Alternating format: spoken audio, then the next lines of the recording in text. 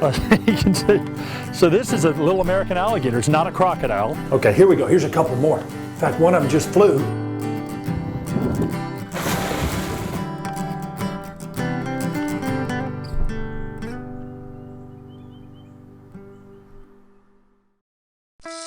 The Lowcountry is home to lots of snake species. Most are non-venomous and harmless, but we do have a few potentially dangerous species, including 3 kinds of rattlesnakes. So let's get out in the field and take a closer look at these venomous but ecologically important snakes. Today we're out looking for the biggest rattlesnake species in the world. And this is Emily Mosteller, and she's a field biologist, and this is her master's project is on what species? The eastern diamondback rattlesnake. And today we're going to go out and try and track one, right? Yeah, it's a pleasure to have you here. I'm so glad. I'm glad that we get to go track a couple today. I am too. So before we get out there, and obviously I'm chomping at the bit to go look for rattlesnakes, but before we do that, can you tell us a little bit about your project? Yeah, so the project began around 2008 when the Marine Corps here was interested in growing the forest. So that meant that a lot more Marines were going to come through the depot, which means obviously many more human-wildlife interactions.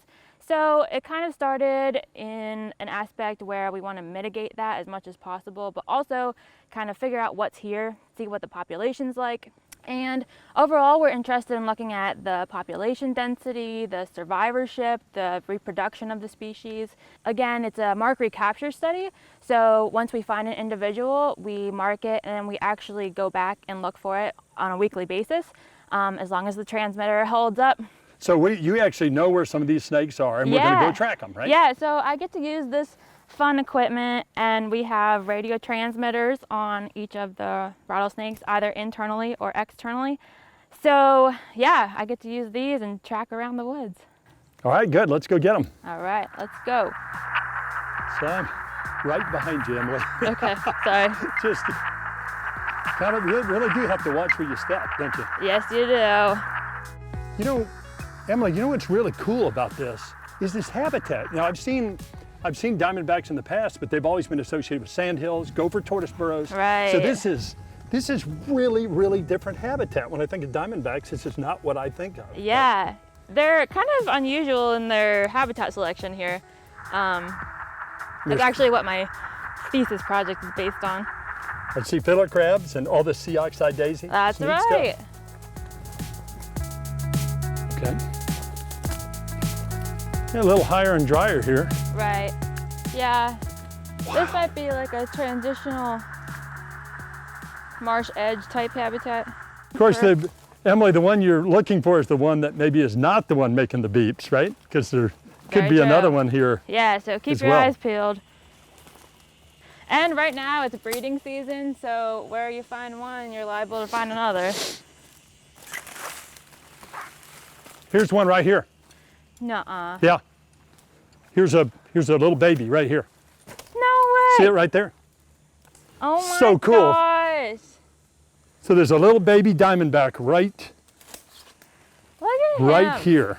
Emily, you think that's young of the year? Yeah, that's definitely. So this would have just been born. Yeah, within the last couple of weeks.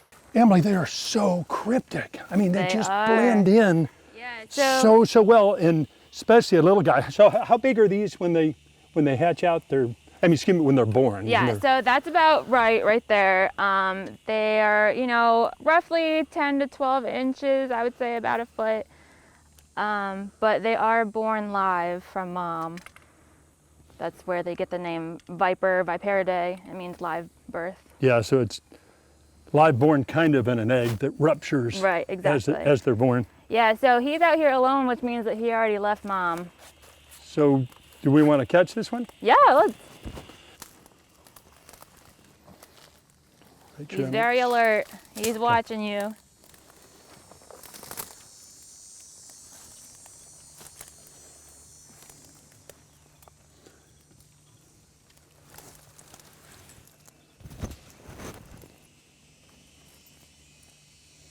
Look at that little, gorgeous little snake.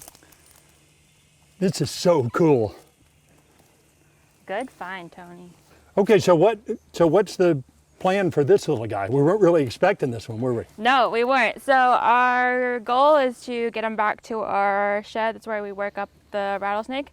and we'll just put a pit tag in him. So hopefully in the future we will catch him again. And it's great when we find him as a neonate, which is what we call the baby, because then we can actually like appropriately age them.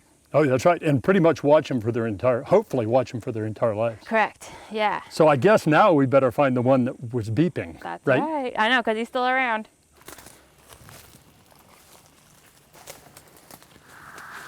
You hearing the beep? Yeah. Definitely getting closer.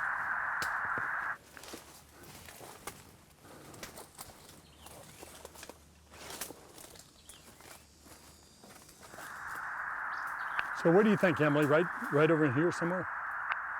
Yeah, so I can actually tell relatively how far we are from him based on the signal that I have. So each of their transmitters has a unique signal. His was 845. And there's some directionality to this antenna, right? Correct, so yeah. If you point it, that's how you're telling what's where. Correct, yep. All right, well, I'm looking. Keep my eyes open.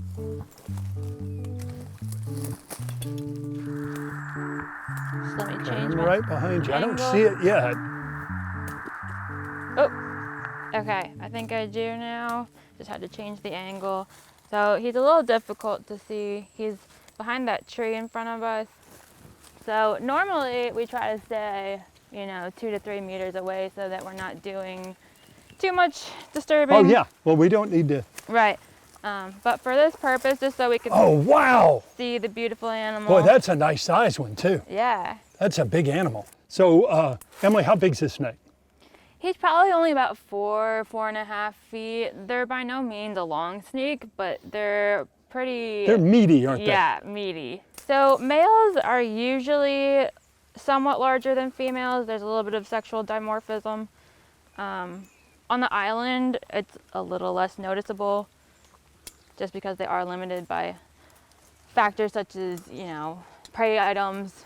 The pattern looks so bright here. So if you take a look Look at the rattle. Rattle really quick. Yeah, look at the rattle. Actually has an internal transmitter. That's why you don't see anything on his rattle. Okay, so this animal has a transmitter implanted inside it. Yep. Yeah, so he slithered off a little bit, but he's still around. He's noticing that we're still here. So the idea was crawl away at first. If that doesn't work and we pursued a little bit, obviously we're keeping our distance, right. And now it's turning face. Yeah, he might set up an ambush and, show his big scary self, but... Tell me a little bit about this individual snake. All right, so this is a male. His name is Thomas. Oh, it's rattling. Yeah.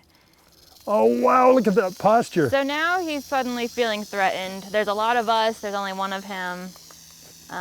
We don't do this on a daily basis. Right. We normally just walk up to them, take their point, and leave them alone.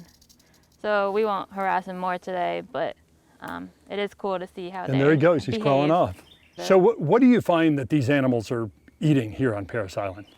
So actually last year they had a little bit of a rough year, but this year they seem to be doing a lot better. I've never actually witnessed, something going down their throats, but we see a lot of marsh rats, rice rats, cotton rats. Do they eat any rabbits here? Historically, there were marsh rabbits here. However, since about 2014, there's been no sign of them. Whether that's due to anthropogenic causes or maybe the introduction of new predators, we're not sure. But hopefully, eventually, someday we'll get some. Do they eat squirrels at all? Will they eat a gray squirrel? Yeah, if they can catch a gray squirrel. We actually, in the past, sorry, I keep hearing something over here. It's good to occasionally look behind you. It is. Yeah, in the past, we also have a fox squirrel project here. We've actually had a field biologist like myself tracking a rattlesnake, and at the same time another field biologist tracking a fox squirrel, and it just so happened that the fox squirrel was inside of the Diamondback rattlesnake. But that doesn't happen often, and it takes a pretty big snake to eat a fox squirrel. So the rattlesnake that you're radio tracking yes. caught and ate the fox squirrel that you were tracking. Correct. Bummer. Yeah. It's a little too bad. Yeah, I mean a win It's for the bad for the snake. research. Yeah, a win for the snake, but not so much for the squirrel. But again, that has to be a pretty big snake to eat a fox squirrel, and that's not the norm here. They're a little smaller than that. Okay, well, you want to go look for another one? Yeah, let's.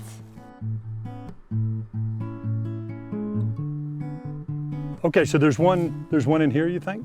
Yes. You got a reading? Deer flies are really bad here, aren't they? I killed it. Okay, got it. All right, well, lead away. It looks Yeah. like pretty rough terrain in here. Yeah, so just watch your step and make sure you're, looking underneath some palmetto fronds.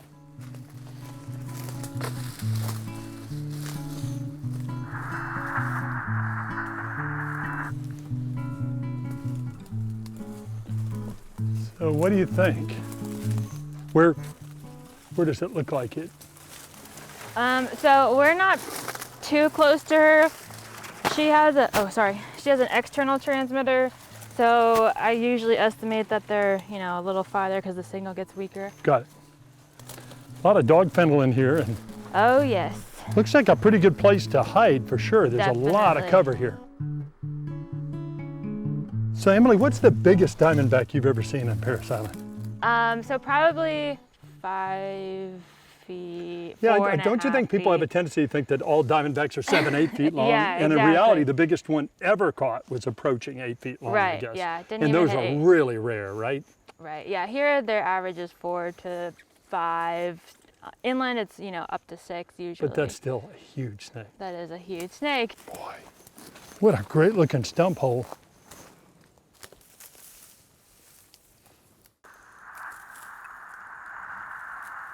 A little bit of rain, Emily. Yeah.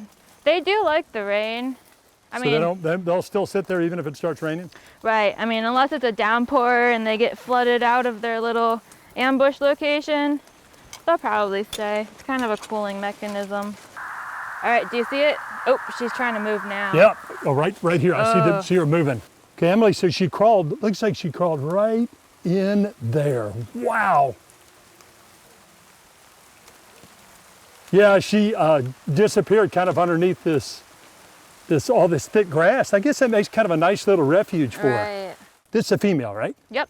So she's crawled right out from underneath, and still that cryptic coloration makes her kind of hard to see. So how big's this snake, Emily? She's probably only about 4 feet. She looks a little lighter That's lighter than the other snake. Yeah, their color does vary a little bit. I've seen some really gray phase ones. I've seen some more tan coloration. Some very dark ones. So they actively start to tongue flick quite a bit when you approach them like that. So this snake's was very aware, even when we got, right. Even when we were a ways away, she knew we were here, right? Right. Yeah. Well, looks like the weather turned on us, huh? Yeah.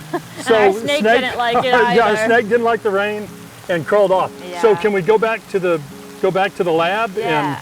and look at some transmitters? Yes, definitely. We've All got right. 2 snakes to work up today, so we can definitely do that. One of the hazards of working outside, huh? Yeah, it definitely Feels is. pretty good, actually. It does, but the equipment's not so All right, heavy. well, let's get on back. Okay. So we're out of the rain, but you have some snakes you want to work up, right? Correct, yeah. So yesterday, Allison, she's another grad student. Actually, she just graduated. She found her namesake snake. She's been tracking her namesake snake, Allison, and just so happened to find a male with her yesterday. So they both actually need a new external transmitter. So that's what we have to do today. Okay, so we're going to tube them? Is that what we're going to Yep. do? Yeah. Oh, that'll be cool. Very safe. We're, Okay. professionally trained. So, it's one of those don't try this at home kind of deals. Okay, good.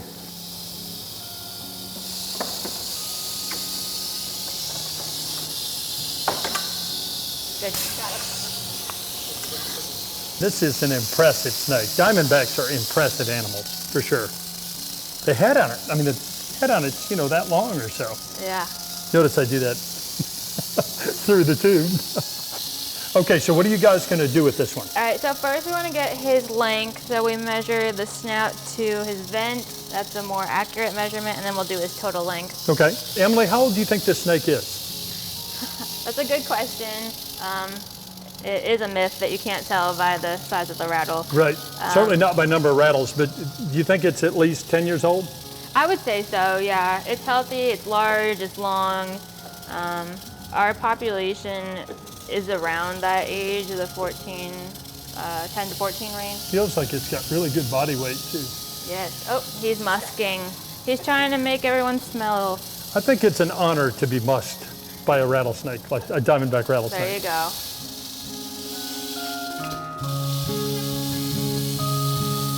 So she's just gently probing just to make sure it goes in as far as possible so that our efforts were not for naught. And that pit tag should be good for about 15 years, so hopefully it'll outlive him. So this one's ready to go back. Yep, he's gonna be really excited to go back home.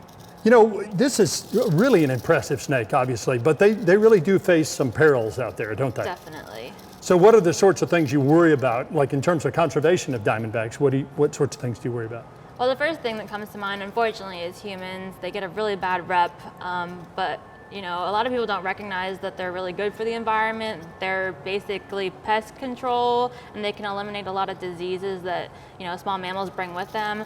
But a bigger portion of their decline is the loss of their native habitat, which is the longleaf pine ecosystem. There's only about 4% of that remaining today, and I'm sure a lot of South Carolina residents are well aware of that. But these guys are endemic to that, and their prey items are as well, so they face severe habitat loss. So that's why, you know, it's really important for the remainder of the species to be conserved. Well, I think the other thing to remember is they're not born this big. Correct. So like that little one we caught, I mean, it's a lot more vulnerable than this great big rattlesnake.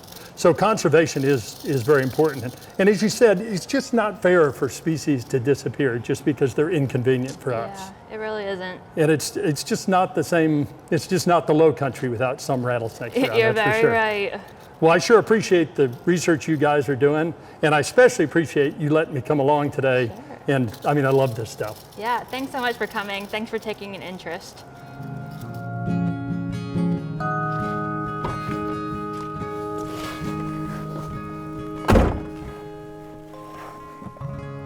So we're out looking for pygmy rattlesnakes. Now, this is the smallest rattlesnake species in the world. And it wouldn't surprise me a bit to see one crossing a road like this. The problem is, as the name would imply, they're little guys, so we have to drive slowly and look really carefully.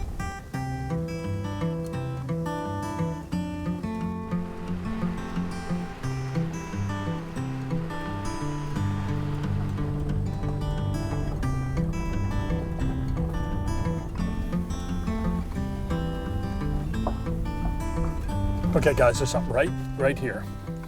Gotta make sure you stop the car in time.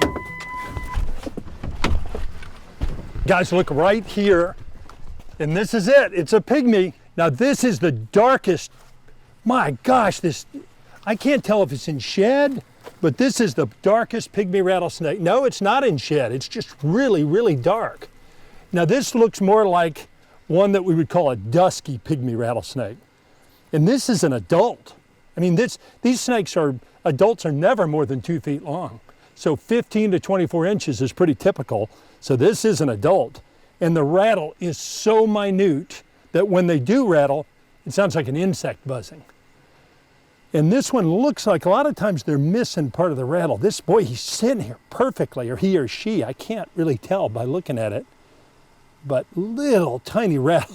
And boy, I don't know if those quick movements, I mean, they are really feisty. But again, this is defensive. This is not an animal that wants to hurt you. It's just an animal that's going to protect itself. You can see it's got some red, kind of a red stripe running down the back and a pretty distinct pattern. Now, pygmy rattlesnakes are extremely variable. So there's a Carolina pygmy that lives more in the sandhills, and those tend to be brighter, sometimes almost a brick red color. And then there's the dusky pygmy that lives in more low areas, kind of swampy areas, coastal plains of the state, and here in the Lowcountry, and they tend to be much, much darker and not nearly as brightly colored. They're real fidgety. They do a lot of sort of moving the head around and moving the tail around.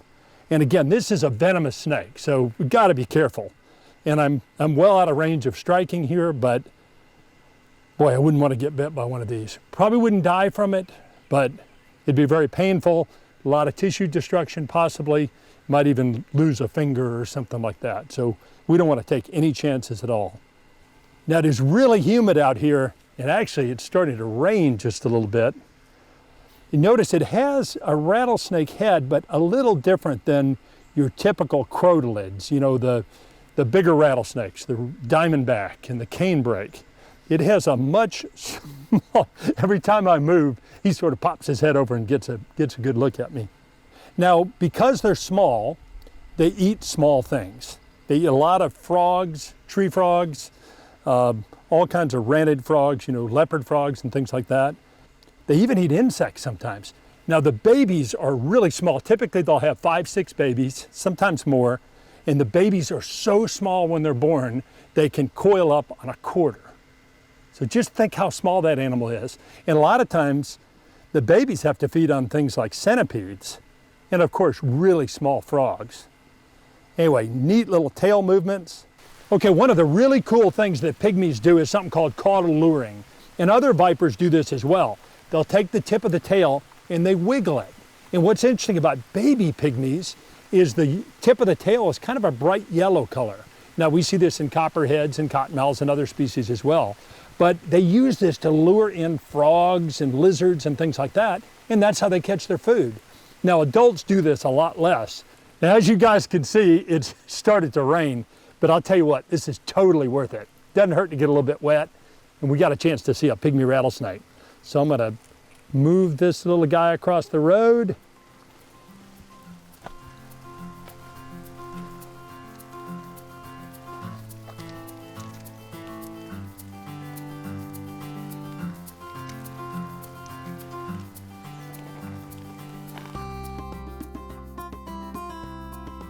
So a while back, I dragged this boat in the woods because we had a hurricane coming up and I wanted to make sure it didn't blow around too much.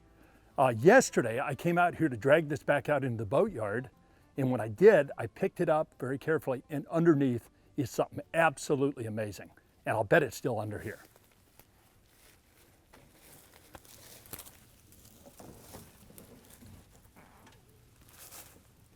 And it is not. Son of a gun. Yeah, I think he may be right here.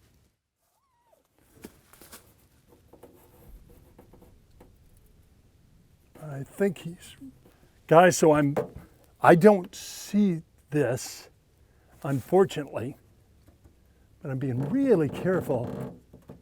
And wow, I think it's right where I'm holding it.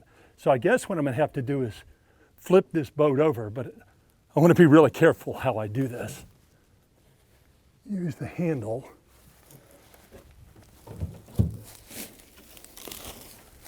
I'm gonna come over here. Sure enough, there he is. Look at this. Oh my gosh. Check this out. This is an awesome animal. Look at that. Well, I don't like where my hands were, but I really wasn't expecting it. So this is called a canebrake rattlesnake. Now I'm gonna really carefully see if I can pick this. This snake's pretty riled up and rattling, but I'm gonna see if I can pick it up and put it, whoa, little strike in there. I'm gonna see if I can get it in the boat so we can have a look at it. Wow. I mean, this is a great big adult, about as big as this species gets. Now I think what happened is, since we're in some of the cooler months, I think what happened is this snake is spending the winter right here. There may be a hole underneath the boat or some stump hole that it can crawl into. And in this case, it crawled right underneath the lip of the boat. That was kind of exciting. But anyway, it obviously has a place to be able to withstand really, really cold temperatures, because we do get an occasional freeze here.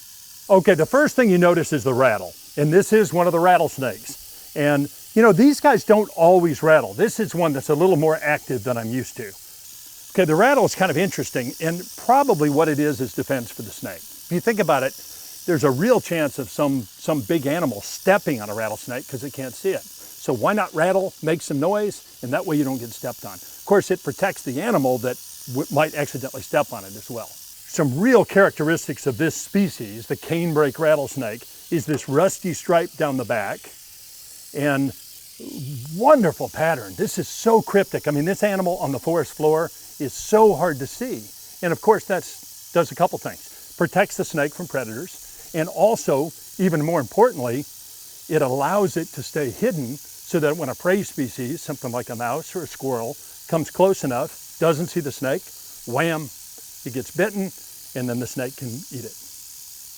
Now you'll notice between the eye and the nostril is a pit, and that's a heat-sensitive pit.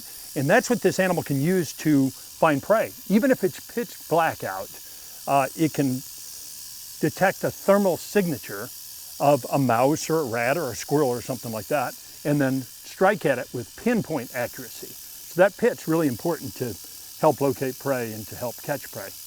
Now, a couple other things. This snake has vertical pupils. So the eyes has a round eye, but the pupil itself is vertical.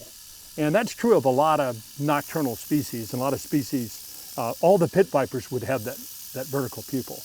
Now, the venom in this species, the canebrake rattlesnake, has heavy hemotoxic components that destroy blood and muscle tissue, but it also has some other toxins as well, including some neurotoxins. So the bite from one of these is very dangerous. And if you're ever bitten by any venomous snake, especially a big rattlesnake, you've got to get to the doctor as quick as possible because it's very definitely a life-threatening emergency. Now, one of the real concerns about all rattlesnakes, canebrakes included, is that there aren't nearly as many as there used to be. And of course, people are very scared of them. But that doesn't mean it shouldn't be here. This is a species that belongs here. It's important for the ecology around here, and we need to have rattlesnakes. All right, I'm gonna get this guy out of the boat so that I can flip this boat back over and kind of restore his little microhabitat here. Wow, this is an impressive snake. Also, I think we'll get a pretty good idea of how camouflaged they are. Boy, they pretty much just disappear. I'm well out of range here, but if I was to get closer, like up in here somewhere, there's a chance that this snake would strike. Now remember, this is all defensive. This snake does not want to bite me, because if he does, he uses precious venom that he needs to use to catch food. And if he has an altercation with a big animal, he might lose. Okay, I'm gonna drag this boat back over where it was. Keep my eye on the snake, obviously.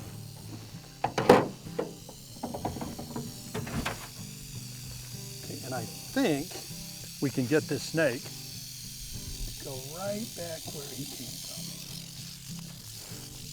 And I think maybe it'll crawl right back underneath the boat. Now this boat is out in the middle of the woods, and I think I'm just gonna leave it here. I wanna leave the snake alone, and obviously it's chosen to spend the winter here, so I think it'll be just fine here. But when you're flipping boats or anything like that, you gotta be real careful where you put your hands, because there could be something under it.